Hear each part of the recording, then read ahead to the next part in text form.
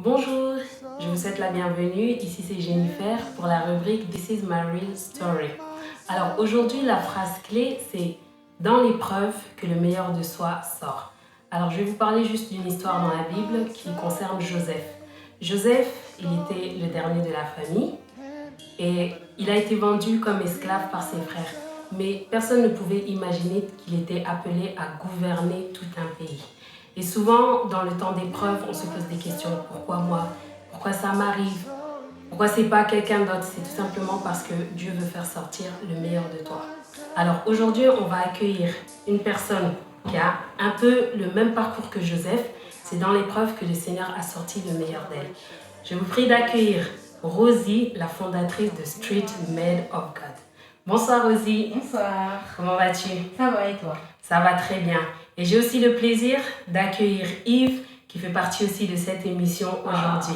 Comment vas-tu? Ça va bien, merci. Et C'est toi? vraiment un plaisir. Ça va très bien par la grâce de Dieu. C'est vrai. Et toi aussi, ça va? Ça va. En tout cas, bienvenue sur notre plateau. Merci. Merci, quel honneur que tu nous fais. Franchement. Merci à vous pour l'invitation surtout. Ah merci à nous pour l'invitation. Exactement. Ben écoute, comme je disais tout à l'heure dans l'introduction, alors il y a une phrase, lorsque je peux entendre un peu le petit aperçu de ton témoignage, qui me revient toujours à l'esprit, c'est dans l'épreuve que sort le meilleur de soi. Est-ce que cette phrase te parle? Oui, beaucoup. C'est Ça vrai? me parle beaucoup. Ça te ressemble? Ouais, ça me ressemble. Ça D'accord. me fait penser à ma vie en fait. Oh, ok. Est-ce que même tout à l'heure, j'ai pris l'exemple de Joseph. Joseph, on ne savait pas qu'il était destiné à finir au palais royal. Est-ce que c'est un peu ton histoire? Un peu sauf... Le palais royal? Voilà. Pas de Bon, palais royal, qui voilà. sait? On est encore là aujourd'hui, on ne Ouais. sait pas ce que Dieu te réserve demain. Exactement. Ben écoute, on aimerait bien savoir en fait qui est Rosie, la fondatrice de Street Made of God, l'épreuve par laquelle tu es passée et comment le Seigneur t'a aidé à sortir de là. Alors, je m'appelle Rosie. D'accord? Fondatrice de Street Made of God, pour ceux qui connaissent. Donc pourquoi cette phrase me fait penser à moi? C'est parce que à 20 ans, quand j'avais 20 ans, donc il y a 2 ans, j'ai traversé une épreuve particulièrement difficile et cette épreuve a carrément tourné ma vie en fait, changé ma vie, pardon.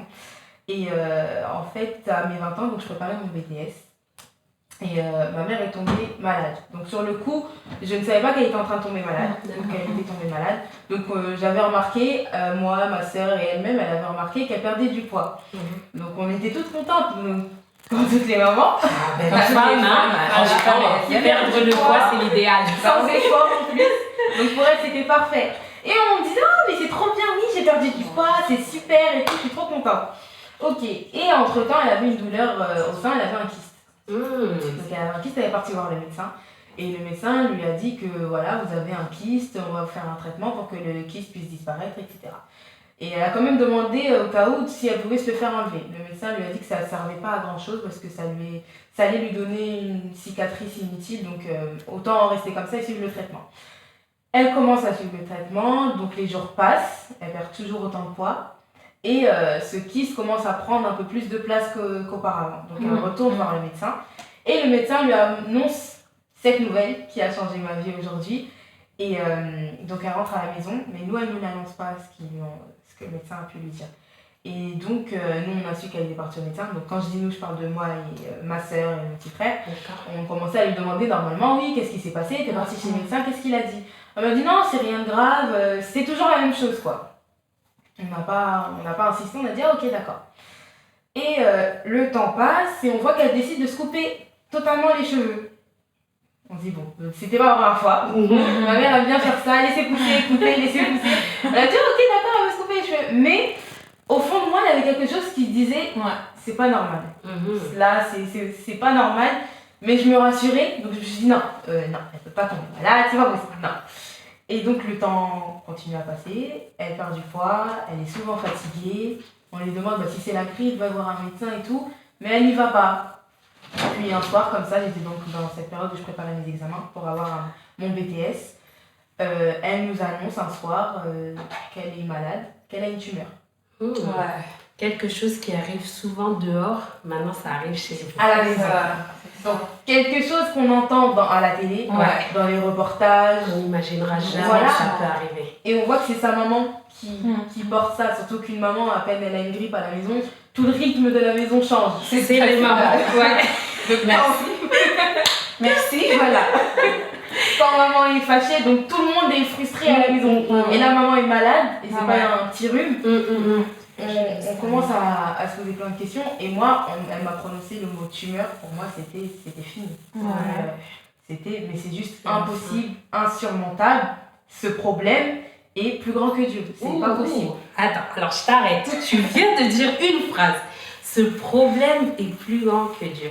Alors je voudrais juste te dire, combien de fois dans l'épreuve il nous arrive de dire que c'est plus grand que Dieu? Combien de fois il nous arrive de dire que Dieu ne m'entend pas, il n'agit pas, donc c'est pourquoi je déclare, je conclus que Dieu n'est pas plus grand que mon problème.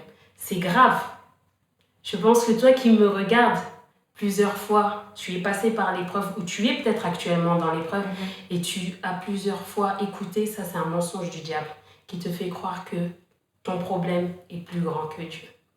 Alors, je te laisse continuer. Donc oui, mon problème était plus grand que Dieu. Et donc à côté, il fallait continuer la vie normale. Je devais aller au travail, j'étais en alternance. Donc je devais aller au travail. Et je me souviens que le lendemain, je suis partie au travail. J'arrivais pas du tout à travailler. Tellement le diable, en fait, il est mauvais. Donc il m'a mis dans la tête que ce problème est plus grand que Dieu. Ta mère ne va pas en sortir. C'est impossible. Ta mère ne va pas en sortir. Et c'est comme ça, commence à t'y faire. Mets-toi bien ça dans la tête.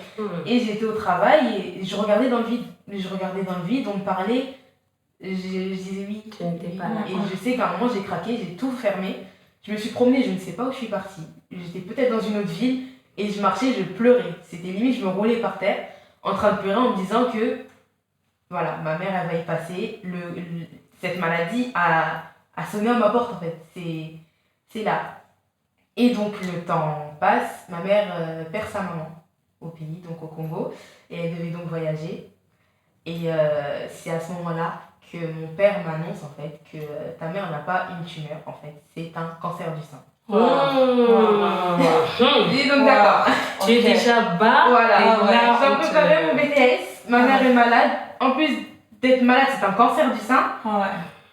Et elle doit aller enterrer sa mère. Ok, bon. Bah là c'était vraiment non, là je me suis dit là, Seigneur, je te connais pas trop, mais là je sais que ce problème là, ça te dépasse. Ça m'a dépassé. J'étais abattue. Je peux pas dire que quand j'ai appris ça, je me suis souvenue d'un verset, j'ai directement prié. Non, j'étais en fait déjà à ce moment-là dans ma vie, j'avais ma vie et il y avait Jésus. Donc je connaissais pas Jésus comme tout le monde connaît. Jésus est sauveur. J'étais chrétienne, oui, Jésus est Dieu, mais j'en savais pas plus sur lui. Pour moi, les miracles qu'il faisait, c'était pour les autres. Ça pouvait pas être pour moi. C'était Dieu, il est grand, mais c'est qu'un mot, c'est pas une réalité en soi. Tant qu'on n'expérimente pas, on ne peut pas dire que... Expérimenter, je le connaissais pas comme les gens disaient j'aime Jésus, Jésus c'est... Les gens, ils aimaient beaucoup. Et moi, je comprenais. Mais comment ça se fait? Et moi, je connais pas. Mais je voulais savoir, parce que c'est vrai que tu dis que tu n'avais pas cette relation vraiment avec Jésus, mais quel était ton regard justement par rapport à la situation que tu avais? Comment est-ce que tu voyais ce Jésus-là? Comment est-ce que tu voyais ce Dieu-là? Parce que déjà, tu as dit la phrase que le problème est déjà plus grand que Dieu. Donc, souvent, quand on parle comme ça, c'est parce qu'on n'a jamais eu d'expérience ou une véritable expérience avec Dieu. Donc c'est pour ça qu'on se permet parfois de pouvoir dire ce genre de choses. Et comme on disait tout à l'heure, ce sont les mensonges du diable qui te font croire que non, Dieu tu sais, Dieu t'a abandonné, Dieu t'a oublié. En plus, tu as dit aussi tout à l'heure que ce n'était que des choses pour les gens, les autres, les miracles. Pas pour Rosie, pas pour ma famille, mais c'est pour les autres. Donc juste expliquer un peu cet état d'esprit, comment est-ce que tu étais? Parce que c'est vrai qu'aujourd'hui, on se ment à nous-mêmes en disant que voilà, quand une épreuve arrive, je me mets directement à genoux, je prie, je loue Dieu. Non, on passe par des phases difficiles. On passe par des moments où on a envie de renier même Dieu. On va loin, on veut même tout abandonner. Mais c'est justement dans ce moment-là que Dieu veut qu'on s'accroche à lui. Alors, je voudrais un peu connaître, juste en quelques mots, l'état d'esprit que tu avais, comment tu étais. Mais le mot perdu, c'était ça. C'était En fait, je comprenais pas pourquoi ça m'arrivait à moi, pourquoi maintenant, pourquoi tout ça maintenant. Enfin, Ok, quand tu dis pourquoi ça, tout ça, parce que c'est vrai que tu as dit trois choses. Tu as dit d'une, on t'apprend que ta mère a une tumeur. Ensuite, tu apprends qu'elle a un cancer. Quand je dis tumeur ou cancer, pour toi, automatiquement, c'est la mort. voilà, c'est ça. Exactement. Donc du coup, c'est vrai comme Jennifer vient de le dire, ça veut dire que tu partais à l'école, si je peux vraiment essayer de deviner, de me mettre à ta place, donc tu pars à l'école, tu as tes examens, tu as aussi pas mal d'impératifs, même des tâches aussi ménagères à contribuer à la maison, mais là tu as qu'une chose en tête, c'est que ta mère elle va mourir. Et tu sais pas quand. Et tu ne sais pas quand, parce que tu ne te dis pas à ce moment-là, ok, il peut y avoir une autre issue, il se peut-être pas c'est pas la mort qui va pointer son nez, mais automatiquement tu te fais directement ce diagnostic-là. Donc comment est-ce que tu vis ça? Comment est-ce que tu traverses cela? Et surtout sur quoi est-ce que tu t'appuies? Comment je m'appuyais, c'était... En fait, je suis... comment dire? J'étais mal et je me renfermais en moi-même. C'était comme ça que je me rassurais en fait.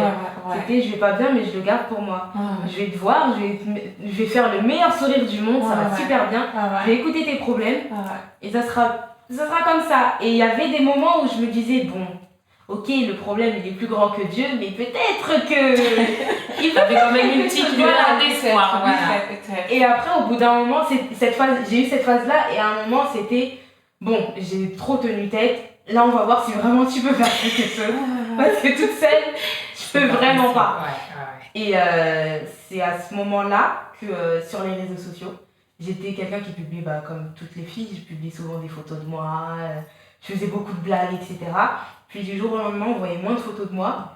Et je vais peut-être mettre une photo de moi, mais je vais faire un pavé qui parle des épreuves.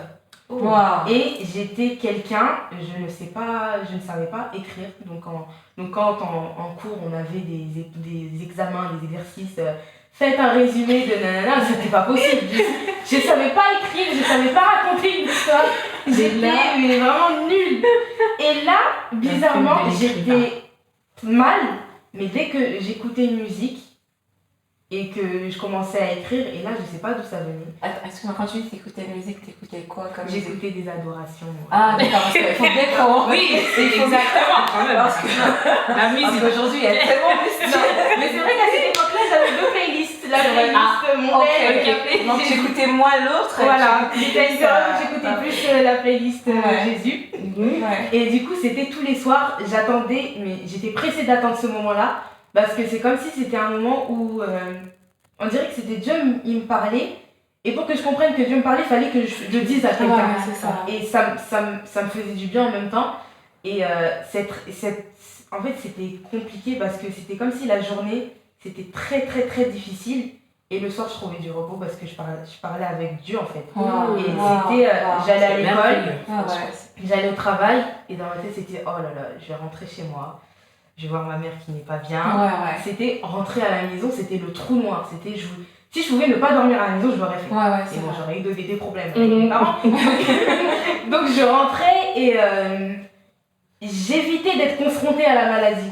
Pour pas que ça affecte.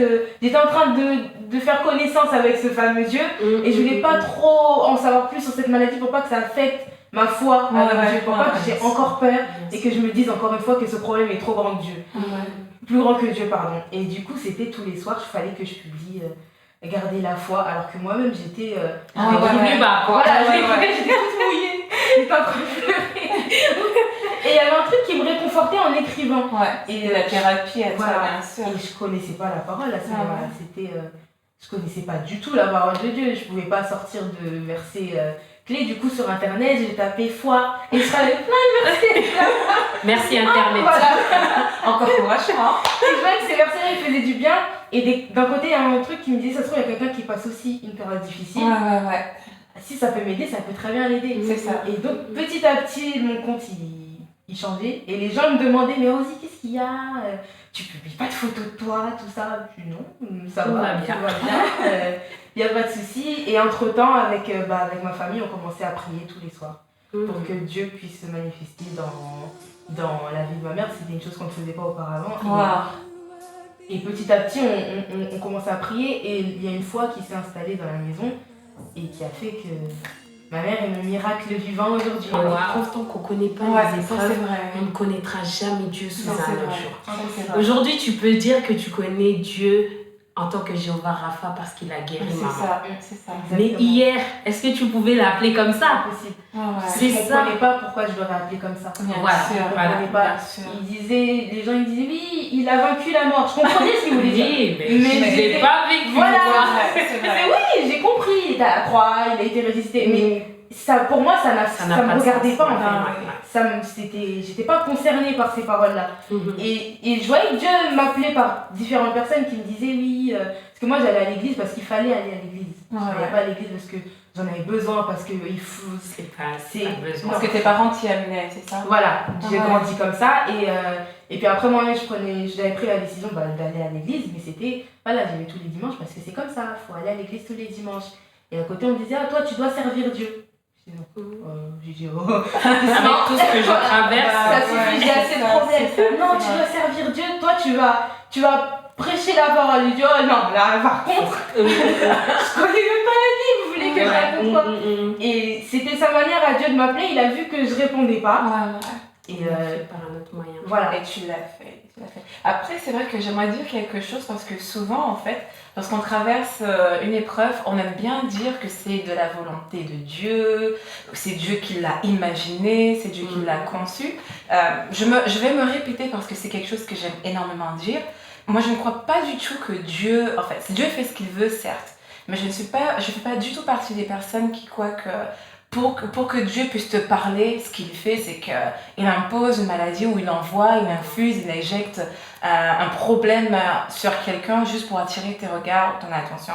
Je ne fais pas du tout partie de ces personnes qui croient en ça. Moi, ce que je vais dire, c'est que, comme j'ai déjà dit, je le dis souvent, c'est qu'on vit dans un monde où les choses sont comme ça. On n'a pas de raison, il n'y a pas de raison valable justifiable parce qu'il y a des enfants et des jeunes filles de 2 ans qui sont atteintes de cancer et qui décèdent et qui meurent. Ça ne veut pas dire pour autant parce que Dieu veut attirer bien sûr l'attention de leur famille. Mais ce que j'aime beaucoup avec ce que Rosie vient de nous dire, et ça c'est important de le dire bien sûr à toutes les personnes qui nous regardent, les difficultés il y en aura.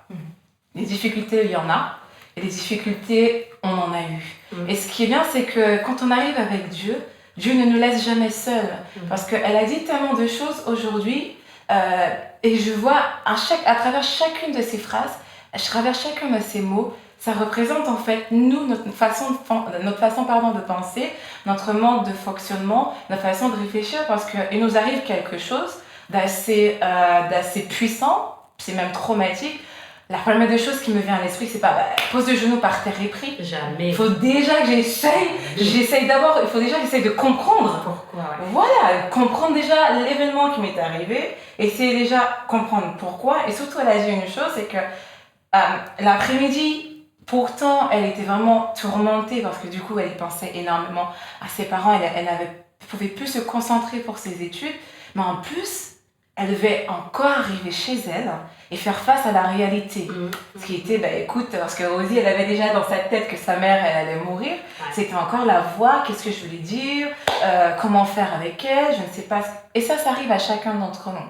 Et je pense aussi que pour toutes les personnes qui nous regardent aujourd'hui, à travers l'histoire de Rosie nous enseigne une chose.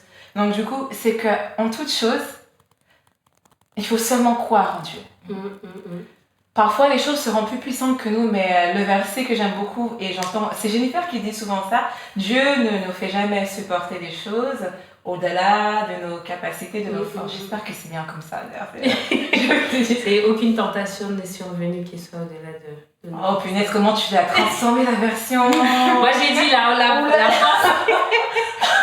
pensée, mais le verset, c'est comme ça. Je pense que c'est dans les Épîtres, oui. Mais c'est vrai qu'il ne nous fera jamais. Il sait que tu es capable. Étant donné qu'on ne se connaît pas déjà nous-mêmes, nous on sait qu'on peut arriver jusqu'à tel endroit. Mais lui, c'est lui qui nous a fait, c'est lui qui nous a créé. Donc il sait que tes limites ne sont pas ses limites. C'est ça. Donc il va t'amener au-delà de tes limites. Et tu vas voir que c'est là encore, tu vas dire, ah, Moi, j'ai pu supporter ça. Bah ouais, mais J'aurais grave. jamais cru si on m'avait dit il y a quelques années que je supporte ça. Bah ouais, c'est vrai. Jamais. Ça, c'est vrai. On se dit, on ne pense jamais. Hein. Non, On ne pense jamais. Hein. C'est vrai. jamais, Voilà. jamais. Et- Mais je comprends alors que, en fait, toutes ces pensées-là, c'est de là que t'es venu le concept de Street Made of God. Parce que je vois, il y a beaucoup de pensées qui sont balancées et tout. Voilà. Donc, c'est à partir de là, en fait, que... Voilà. C'était un soir, un bon après-midi, c'était le 23 octobre 2014, voilà. Mhm. Et donc ma mère est partie chez le médecin, dans un hôpital, un institut qui s'occupe des personnes qui ont le cancer en fait. D'accord. Et ses chimiothérapies étaient terminées. Et donc c'était le rendez-vous qui déterminait si elle devait continuer en radiothérapie et ensuite avoir des cachets pendant un certain temps ou bien c'est terminé. Et puis elle m'appelle pendant la journée, elle me dit c'est bon, j'ai vu le médecin, je suis totalement guérie, Oh, j'ai pas le cancer. Franchement, c'est... Ah. Pas c'est de merveilleux. radiothérapie, pas de cachet. Et j'ai juste fait la chimio et j'ai plus de cancer. Il n'y a aucune trace du cancer et elle va juste être suivie. Ouais. Mais il n'y a rien, il n'y a plus de cancer. Waouh. Et à côté, mon entourage, avant qu'elle puisse être guérie, on me disait tout le temps tu dois servir Dieu, tu es appelé à servir Dieu. Et moi, c'était non, c'était pas possible. C'était j'en ai déjà assez. Ouais. Donc, On c'est a bien. beaucoup les jeunesses, on en trouve tout le temps. Exactement. Bienvenue au club. Je disais non, c'est pas possible, laissez-moi tranquille. Et puis, et je sentais en moi. Et tous les jours, quand je publiais, il y avait toujours cette voix qui me disait soit ce compte il est à toi, soit ce compte il est à moi. Wow. Est-ce que tu peux répéter ça vraiment pour que les gens, parce que j'ai l'impression, les personnes que tu sens ici, là, ils doivent vraiment entendre cette phrase. Donc tous les soirs, quand Ah je ouais. publiais mes versets, mes rappels, mes exhortations, il y avait toujours cette voix qui me disait soit ce compte il est à toi, Wow. soit il est à moi. Mais si il est à toi, sache que tu ne seras pas autant inspiré que tu l'es maintenant. Qu'en Wow. gros, tout ce qui te remplit, ça ne sera plus là. Je pense que là, ce jour-là, t'as pas eu le choix. Hein. Ouais, Mais j'étais encore têtue. J'étais têtue. Bon, Mais jusqu'au jour il y a toujours les jeunesses. où j'étais trop têtue. T'as pas trouvé la Jusqu'au baleine. jour où, quand j'ai appris qu'elle était guérie, je me souviens très bien de ce jour-là, j'étais posée sur mon lit, j'avais mon portable dans les mains, et je me suis dit, bon, c'est bon. Et j'ai senti cette voix qui m'a dit, soit ce compte il est à toi, soit il est à moi. J'ai dit, bon, ok, je te le dois bien. Ah, mais c'est Là, t'as accepté, quoi. Voilà. Et c'est là que Street Made of God est né. Et là, ça fait combien d'ans? Ça fait combien d'années Ça maintenant? fait 2 ans. C'est vrai que vous avez fêté la 2e année cette année, n'est-ce pas? Voilà. En tout cas, joyeux anniversaire à Street Made of God. Ah, bah oui. Bah oui, Franchement, c'est ça. Et c'est à partir de là, c'est depuis l'épreuve à aujourd'hui que Dieu il n'a pas changé ma vie, il a complètement transformé. J'ai l'impression d'avoir été prise quelque part et mise dans un autre endroit et c'est incroyable. Je manque même les mots là pour exprimer ce qui s'est passé. normal. Mais il a vraiment changé ma vie et merci Seigneur en fait. Ouais. Comment tu dirais ton état d'esprit maintenant avec Dieu?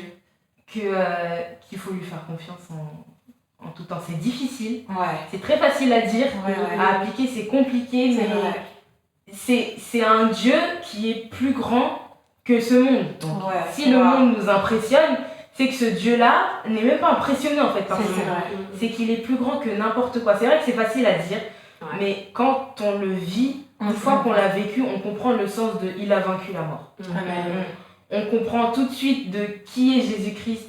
J'ai pas eu besoin de 10 000 exhortations, j'ai pas eu besoin d'une prédication. Wow. On dirait qu'il s'est lui-même, il s'est invité Voilà, dans ma c'est vie ça, c'est et il ça. m'a expliqué qui il était en fait. Et Et faut lui faire confiance. C'est très dur, mais on fait confiance à la bonne personne. Amen, Wow. amen, amen. Et ben franchement, je sais pas si comme moi vous allez vraiment être touchés par ce témoignage. J'ai souvent l'habitude de dire que lorsqu'on vit quelque chose dans notre vie, c'est jamais pour soi-même. Ouais, c'est ça. C'est toujours pour encourager quelqu'un. Alors toi qui te trouves dans l'épreuve aujourd'hui, peut-être tu vas encore continuer à te poser des questions. Pourquoi moi? Comment m'en sortir? Mais le secret aujourd'hui qu'on a découvert, c'est de faire confiance à Dieu. Il arrivera des moments où tu auras envie d'abandonner, tu auras envie de tout laisser, mais persévère. La persévérance. Et on voit par le témoignage de Rosie que Elle a persévéré malgré tout. Elle s'est entêtée. Lorsque Dieu appelle quelqu'un, il te laissera toujours le temps. Mais quand il va mettre la main sur toi, il ne va plus te lâcher. Et aujourd'hui, on est très bénis par toutes ces publications sur Street Made of God. Je t'envoie même sur Instagram, sur Facebook, sur tous les réseaux sociaux. Va liker ces pages. Va lire toutes ces publications. Ça peut amener un grand changement dans ta vie. Et lorsqu'on rencontre Jésus véritablement, on ne reste plus jamais les mêmes. Rosie, juste un petit mot d'encouragement pour tous ceux qui nous regardent, tous ceux qui peuvent peut-être traverser encore une épreuve actuellement. Peu importe la nature de l'épreuve, mais vraiment les encourager. Déjà par ton témoignage, ils sont encouragés, mais peut-être deux petits mots encore. J'aimerais dire que, comment dire, on va traverser dans la vie, on traverse énormément de situations. Les situations changent du jour au lendemain, mais comme la parole de Dieu nous dit, Jésus est celui qui ne change pas en fait. Il est le même hier, aujourd'hui et éternellement. Donc tu auras un problème aujourd'hui, un autre problème demain, mais Jésus restera celui qui est capable de sauver ta vie en fait. Et qu'il faut avoir confiance en Dieu parce que il est Dieu, il est le roi, il est le créateur de l'univers en fait. C'est celui qui est capable de changer ta vie, mais sans même comprendre en fait, sans comprendre par où il est passé. Il est vraiment capable de changer sa vie parce que j'étais pas celle que je suis aujourd'hui. Je serais jamais capable de parler comme je parle maintenant. Jamais de la vie, j'aurais cru que je serais sortie vivante d'une maman atteinte d'un cancer. Dieu seul sait comment j'étais quelqu'un de hyper sensible, très fragile, sans personnalité, rien du tout. Et c'est un Dieu qui est capable de ramasser une personne et comme il a fait dans la vie de Joseph en fait. C'est un Dieu qui, pour lui les épreuves c'est rien du tout. C'est qu'un petit détail. C'est un petit détail. Ta situation peut s'arranger comme elle peut s'empirer. Ça, c'est vrai. Mais Dieu reste Dieu. Amen. Amen. Ok, on peut prier. Je te laisse prier. Je dirais un mot. Oui. Pour ceux qui sont dans l'épreuve, que le Seigneur aussi les fortifie et qu'ils puissent aussi rencontrer aussi ce Dieu-là que tu as rencontré. J'adresse cette prière au nom de Jésus-Christ à toi, cette personne. Qui traverse une épreuve qui pour toi est sans issue. Sache que Dieu ne t'a pas oublié. Éternel Dieu de gloire, je laisse Seigneur mon Dieu mon roi, ce frère ou cette sœur papa qui est dans la souffrance, qui est dans l'abattement Seigneur mon Dieu mon roi. Père éternel, toi seul sais ce que cette personne traverse, Dieu de gloire. Laisse que ta main puissante puisse se manifester dans sa vie papa. Père éternel, tu es le Dieu qui s'est manifesté dans la vie de Job papa. Même si cette personne a perdu toutes les choses qu'elle avait en son cœur, toutes les choses qu'elle avait dans sa vie papa, laisse que tu puisses te manifester dans sa vie Père éternel. Que ta gloire puisse se manifester maintenant dans sa vie tendre Père. Père éternel, est-ce que ta fidélité puisse environner son cœur, papa? Que tu puisses remplir cette personne-là de ton amour, papa. Que tu puisses lui montrer ta fidélité, tendre Père. Éternel, manifeste-toi dans la vie de tes enfants qui te cherchent, Père éternel. Même pour ceux qui ne te connaissent pas, papa, et qui sont dans une épreuve, Père éternel, qui pour eux ne finira jamais, laisse que tu puisses te manifester dans leur vie, tendre Père. En ton saint nom, Jésus-Christ, j'ai ainsi prié. Amen. Amen. Bon, en tout cas, un très grand merci à toi Rosie, un grand merci à toi Yves. Et je dis merci à tous ceux qui nous suivent et je vous envoie très rapidement sur Street Made of God, sur Instagram, sur Facebook, je ne sais pas quel, Twitter, tous les réseaux sociaux, Snapchat, allez-y, vous serez bénis, vous serez encouragés. L'épreuve, ce n'est pas la fin. C'est le début de quelque chose. À très bientôt. C'est Jennifer pour This Is My Real Story.